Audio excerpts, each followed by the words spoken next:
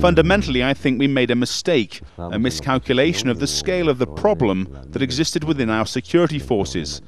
In my first year in office, I changed the military high command 3 times. We purged 1,400 members of the National Civil Police.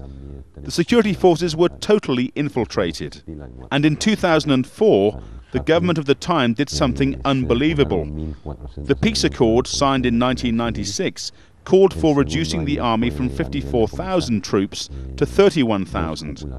What the government did was reduce it to 15,000 troops. All the corridors used by the narco-traffickers were left unchecked, as well as all the northern strip of the country, the coast, the west. All these are areas that we have been recovering as our budget allows. Drug trafficking accounts for more or less 42% of the crime in our country. We are witnessing a very serious aggression, which is part of a regional phenomenon.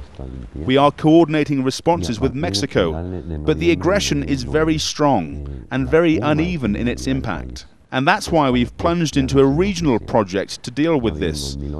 The airplanes that today don't land in Guatemala are landing in Honduras. The drugs come here by land. Yes, they come by land, and that's very complicated.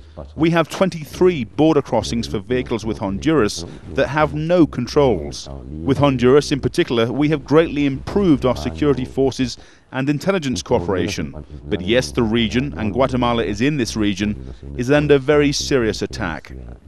You said that the drug traffickers actually are better equipped than your own army. The weapons we confiscated were more than the weapons available to an entire military brigade. It's unbelievable how the region is being invaded.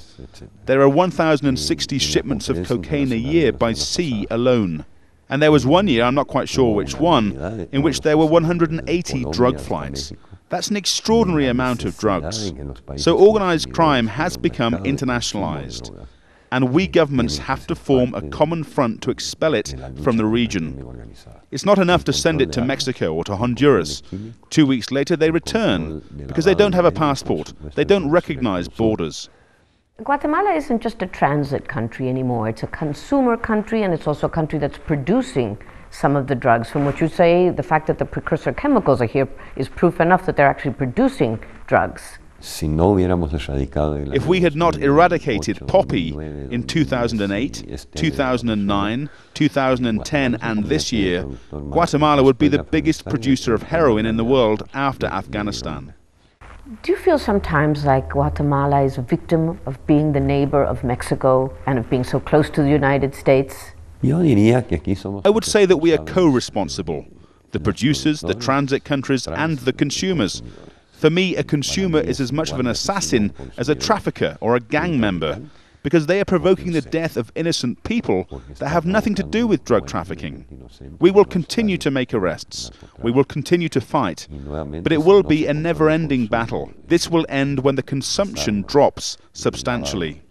The penetration of the drug traffickers in Guatemala's institutions is undeniable. Is there any way at all that it can be stopped? What is to stop this country from becoming a narco-republic, as some say? The infiltration, the penetration of drug traffickers into the different structures, private, financial, construction firms, the government, the municipalities, all the structures, is under permanent attack. They use the most creative methods. If up to now in this administration we have confiscated $11 billion worth of their assets, imagine how much money passes through Guatemala. $11 billion is 1.5 times our national budget, and that penetration is now underway in our electoral process. We have asked all the political parties to take tremendous care, because the drug traffickers are wounded, and they have no scruples. They attack with an incredible amount of money.